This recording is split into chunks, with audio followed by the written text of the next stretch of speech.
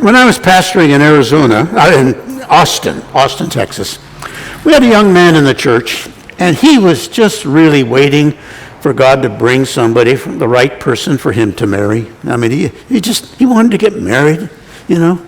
He was a good-looking guy. His name was David. He had a good job. I mean, my goodness. He was a good husband, bait, you know, and we would see him with some girls that he would bring to the church, and they'd be around coming to church with him for several weeks, a couple of months or so, and then they didn't come, and a couple of months go by, and he'd show up with a different girl, and they'd come for a couple of months, and then another month go by, and there'd be a different girl come, and this kind of went on for long, year after year. Nothing seemed to be working out. All these girls that he brought, you know. And he's moving now into his mid-30s, and he's kind of, you know, hey, God, because he had high standards, and he was waiting. And about that time, some people introduced him to a young woman who was also in her 30s, who was also waiting for God to bring a husband to her. And she lived a couple of hours south. Her name was Sonia. And they took an immediate liking to each other. And within a few months, we were gathering for a joyful wedding. And I remember at the rehearsal dinner the night before the wedding, his groomsmen started razzing him about how many girls he had gone with all his life long, you know, just giving him a bad time about it. And David, with his arm around a beaming Sonia, he said, I just want to say, I'm glad none of the others worked out. We've all had that experience. We've all had an experience where God just kind of closed the door. And at the time we wondered, what are you doing? But then we saw that he was preparing to open up another door, the one he really wanted us to go through. I had that experience when I was just graduating from doing my graduate studies at UCLA, and I was ready to pastor the first church. And I got in contact with the church in Arcadia, California. And I had a couple of interviews with them, and they were favorably disposed, and they arranged a congregational meeting where they were going to vote on whether I would be called as their pastor. And I was pretty excited. It was a good church. Arcadia is close to Pasadena. Pasadena is where I had grown up. My parents were still living there, and I thought I'll be close to family. It'll be a good church. And the chairman of the board told me, hey, Don, I expect at the congregational meeting you're going to get at least a 95% positive vote. Oh, okay. Well, I found out that when they gathered for the congregational meeting, somebody stood up and mentioned that another man that they all knew was now available to be a pastor, and they quickly discarded my name and they moved in his direction. And I thought, what are you doing, God? Why did you close that door? That was such a good church close to family. You know? The months after that, I candidated at a whole bunch of other churches. They all turned me down. Candidated at one in Huntington Beach, one in Hollywood, one in Orlando, Florida. Doors closing. And then I got a call from a church in Irving, Texas. And I said, God, I understand why you have closed those other doors. The church in Irving, Texas, Irving is right next to the city of Dallas. That's the church that Neil and I went to when I was in my seminary studies at Dallas Seminary. And that's a church where I was sort of the unofficial youth pastor. I mean, that's the church where I started a young couple Sunday school class, and it mushroomed. Whoa! That's the church where I led the singing. I mean, they know me, I know them, and it's only a half hour away from the seminary. I can teach at the seminary while I'm pastoring. Oh, God, I understand. Good thinking, Lord. I never got to Texas to even talk to them. We had a lot of long-distance phone calls from Texas to California. They were afraid that my PhD studies in communication had changed me as a Bible preacher. They were afraid I wouldn't preach the way that I used to preach. I could not convince them. I was still the same preacher. And I'm thinking, God, you're just closing one door after another, and they look pretty good. Well, a few months later, we got a call from a church in Scottsdale, Arizona. Scottsdale is a suburb of Phoenix. They wanted me to just come over as a guest preacher for one Sunday. They were looking for a pastor, but they already had a list of men that they had been in contact with. They had narrowed the list down, and they had 2 or 3 that they were very serious about, and they were going to pursue further. But they just needed somebody to fill the pulpit for a particular Sunday. My name had been given to them. I flew over. I preached. The people were responsive. One of the leading ladies in the church came up after I preached and said, "How can we get you?" And I mumbled something about, I guess there's some committee you could talk to, you know. I mean, I knew they had a pulpit committee. But anyway, I flew back to California. I learned later that when the pulpit committee met in the next couple of days, they quickly put aside all the names that they had, and they say, "Let's talk about that guy that preached for us this last Sunday." Within 2 or 3 weeks, Nell and I went there for the official candidating, and a few months after that, we were voted on, and I was accepted as their pastor. And that began 7 years of the most wonderful experience of pastoring a church that shaped our lives, a church that we were useful to. And both the church and us from those 7 years have been set on the path of God's blessing. God closed doors in order to open another door. When God ends a chapter in our book, He has already written the pages of the next chapter, and we're interested to read ahead. Jacob found that out. God closed the door. And as Jacob found that God was turning him in a different direction and he wasn't sure what was ahead, he learned that God was going to open a door for him. The door that God had closed was he had to leave his in-laws way up in the north. Jacob had gone north about 20 years earlier. Let me see what I've got here.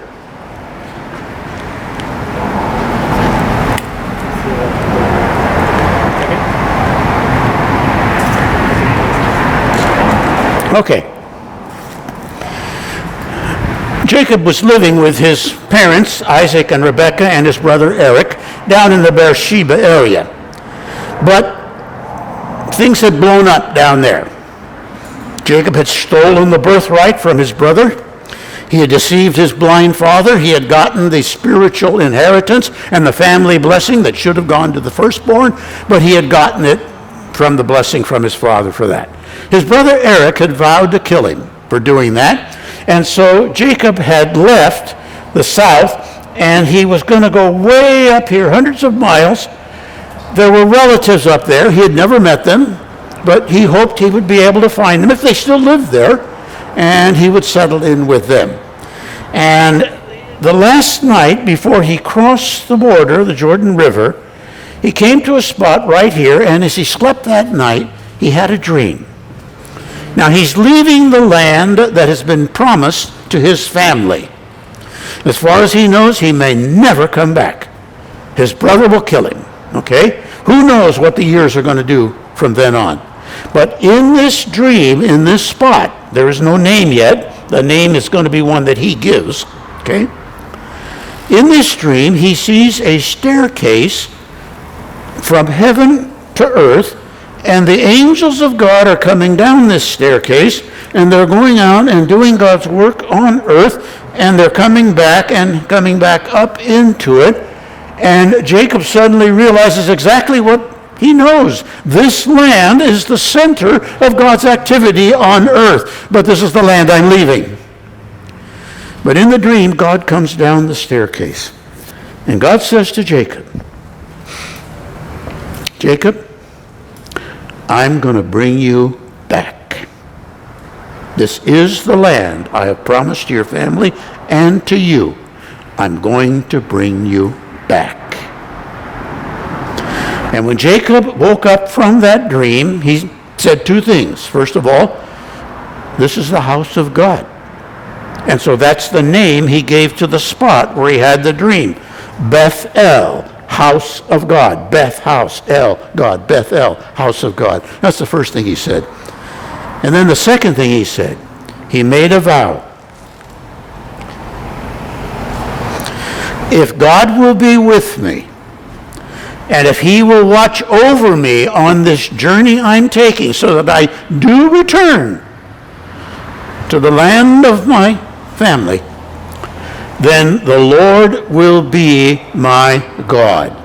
If God will bring me safely back to my father, then the Lord will be my God. We're going to see this language again in a few minutes. That's why it's bubbled out. That's the vow he makes. He goes north. He settles in. And over the 20 years, he marries, has a big family, and becomes very wealthy. But God closes that door up north. Hostility develops between him and his father-in-law. His brothers-in-law are looking at him with anger. Things have ruptured. And he perceives that the face of Laban, his father-in-law, has turned against him. Jacob noticed that Laban's attitude, and the English word attitude is really the Hebrew word face. And this word face is going to tie things together as we keep going. This word face is going to be what shows us that God is closing one door and opening another door. Laban's attitude, Laban's face was no longer smiling. Laban's face was scowling. Laban's face was angry. It was frowning. His face had turned against him. And so the Lord closes that door and says, here's the new direction to go in. Go back. Go back to the land of your fathers. Go back to your relatives down south. I'll open that door. And so as Jacob prepares to go south, he knows that Laban's face has turned against him. But he also knows Esau's down there. What will Esau's face be? And as he gets near south to the border, he sends wave after wave of gifts, animals, thousands of sheep and goats and bulls and camels and donkeys, because he says, Laban's face is against me. God has closed that door. What will Esau's face be? I will pacify him with these gifts. I'm sending them on from my face. Later, when I see his face, perhaps he will lift my face. He will say, oh, come, stand up. Come on, it's okay, it's okay. So Jacob's gifts went on ahead of him from his face. God has closed the door. God has ended that chapter. What will be the new one? There are times when God closes a door for you. You're going with somebody, dating. You're having fun. It's good. But after a while, you realize it's not going anywhere. Not going. I mean, there's nothing wrong with them. They're a good person. It's just, this is not the one. God closes the door. There may be a graduate school you want to get in. Your GPA is good. You're qualified. But the door closes. God's pointing you in a different direction. God closes doors, chapters end. Our company that we work for relocates to another state. Our department gets phased out. Our last child leaves home. A best friend moves. God closes doors. And when he closes them, and we know that we have to look in another direction, what's going to happen? We're uncertain. We're a little anxious, a little unsettled. Esau is certainly anxious. He's heard that his brother Esau is coming toward him with 400 armed men. What will the face of Esau be when they meet? We pick up the story in Genesis 33. The two brothers are going to meet. Oh, I'm sorry. I wanted to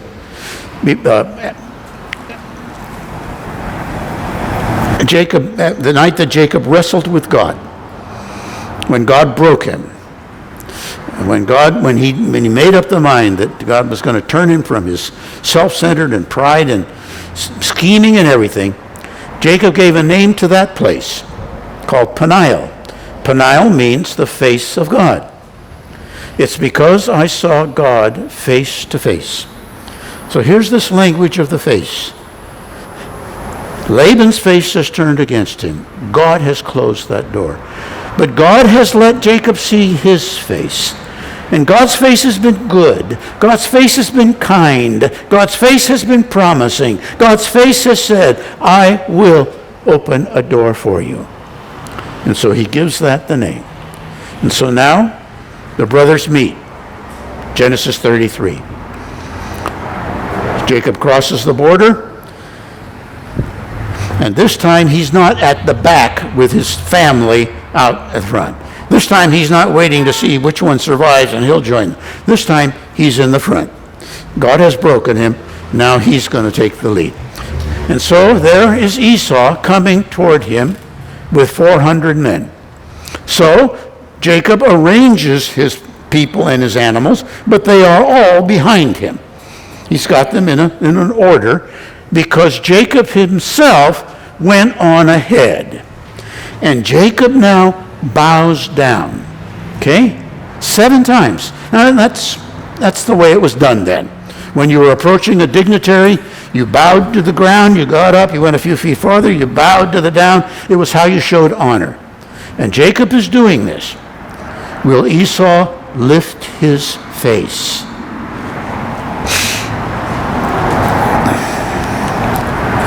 Esau ran to meet Jacob, embraced him, threw his arms around his neck, and the two brothers, after 20 years, they are hugging, they are kissing each other's neck, they are crying.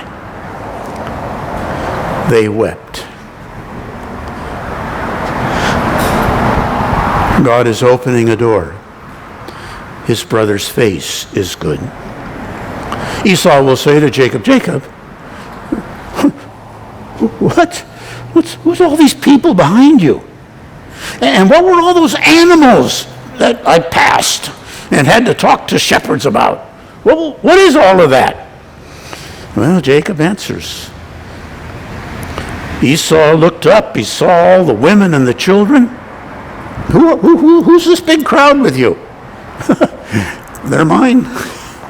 These are the children God has given me. And so they all come forward. First the maidservants and their children, and then Leah and her children, and then Rachel and Joseph, they all come. And so Esau gets to meet all of Jacob's extended family. And then Esau says, what were all those droves of animals? Oh, they were to find favor in your eyes, my Lord. I just wanted you to think well of me. Esau said, oh, hey, I don't need to take those from you. I've got all I need. But Jacob insists, and Esau agrees to take them. Jacob said, no, please. If I have found favor in your eyes, accept the gift. For to see your face, there it is like seeing the face of God all over again. You have received me favorably. The face of Laban was against me, but I saw the face of God.